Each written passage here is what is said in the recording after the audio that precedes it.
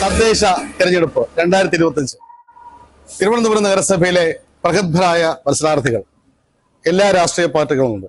നമുക്ക് അവരോട് ചോദിക്കാം എന്തൊക്കെയാണ് അവർ ചെയ്യാൻ പോണ വികസനങ്ങൾ.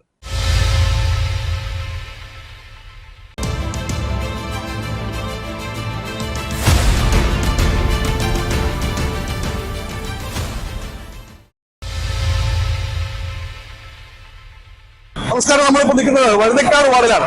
രാഖി രവികുമാർ ഏറെ സുപരിതയാണ്. കാരണം മുൻപ് മത്സരിച്ച് വിജയിച്ച് ഡെപ്യൂട്ടി മേയറായിരുന്നു. നമുക്ക് ചില കാര്യങ്ങൾ ഒന്നുകൂടെ ചോദിക്കാം. നമസ്കാരം മാഡം. നമസ്കാരം. രാഖി രവികുമാർ. അതെ, ഞാൻ പറഞ്ഞ പരിചയപ്പെടുത്തേണ്ട കാര്യമില്ല, അതെനിക്ക് വർഷമാവും. അപ്പോ നേരത്തെ 5 വർഷക്കാലം അതിന് മുമ്പ് ഉണ്ടായിരുന്നോ? മൊത്തം ഞാൻ ഇപ്പം ഇവിടുത്തെ ജനപ്രതിനിധിയായി അടുപ്പിച്ച് 10 വർഷവും അതിനു മുമ്പേ ഒരു തവണ ഒരു ടേമിൽ 5 വർഷം, അങ്ങനെ 15 വർഷം കൊണ്ട് ഞാൻ ഈ വാർഡിലെ ജനപ്രതിനിധിയാണ്. അപ്പോ വിജയിച്ചു കഴിഞ്ഞാൽ വഴുതക്കാട് വാർഡിൽ കഴിഞ്ഞ കാലങ്ങളിൽ ചെയ്തതുപോലെ തന്നെ കൂടുതൽ വികസന പ്രവർത്തനങ്ങളും ക്ഷേമ പ്രവർത്തനങ്ങളും ചെയ്യും. നമുക്കറിയാം, നിങ്ങൾ നഗരത്തോട് നമ്മൾ സഞ്ചരിക്കുന്നവരാണല്ലോ. ഈ വെള്ളയമ്പലം തൊട്ട് മുതലുള്ള സ്മാർട്ട് സിറ്റി റോഡ് തിരുവനന്തപുരം നഗരസഭയിൽ ഡെപ്യൂട്ടി മേയറായിരുന്ന സമയത്ത് ശ്രീ വി കെ പ്രശാന്ത് മേയറായിരുന്ന സമയത്തും നമ്മൾ നേടിയെടുത്ത ഒന്നാണ്. അതിനുശേഷം പലവട്ടായി അത് നമുക്ക് നടപ്പിലാക്കാൻ സാധിച്ചു. അതുകൊണ്ടാണ് ഏറ്റവും ദൈർഘ്യമേറിയ സ്മാർട്ട് സിറ്റി റോഡ് ഉള്ളത് നമ്മുടെ ഈ തിരുവനന്തപുരത്താണ്. മാനവീയം വീതി നിങ്ങൾക്കറിയാം, കലാഭവൻ റോഡ് അറിയാം. ഇതെല്ലാം തന്നെ സ്മാർട്ട് റോഡുകളായി മാറ്റപ്പെട്ടു.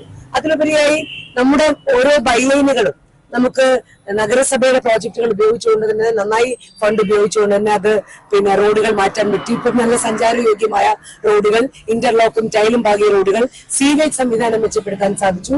വികസന പ്രവർത്തനങ്ങൾ നമ്മുടെ നാട്ടിലെ ആൾക്കാർ ആഗ്രഹിക്കുന്ന വികസന പ്രവർത്തനങ്ങളാണ് അവർക്ക് ചെയ്തു കൊടുത്തിട്ടുള്ളത്. കോട്ടണി സ്കൂളിൽ നമ്മൾ നടത്തിയ ഭൗതിക സാഹചര്യങ്ങളുടെ മെച്ചപ്പെടുത്തൽ എന്ന് പറഞ്ഞാൽ നമുക്ക് പറഞ്ഞറിയിക്കാൻ സാധിക്കാത്ത രീതിയിലാണ്. ഏറ്റവും മനോഹരമായ കെട്ടിടങ്ങളായി മാറി. അതോടൊപ്പം തന്നെ അവിടെ വേണ്ടുന്ന ലാബുകൾ സജ്ജീകരിക്കുന്ന കാര്യങ്ങൾ, സ്മാർട്ട് ക്ലാസ് റൂം സജ്ജീകരിക്കുന്ന കാര്യങ്ങൾ എല്ലാം നമ്മൾക്ക് കൊണ്ടുവരാൻ പറ്റും. കിഫ്ബിയുടെ ഫണ്ട് ഉപയോഗിച്ച് അവിടെ പ്രവർത്തനമുണ്ട്.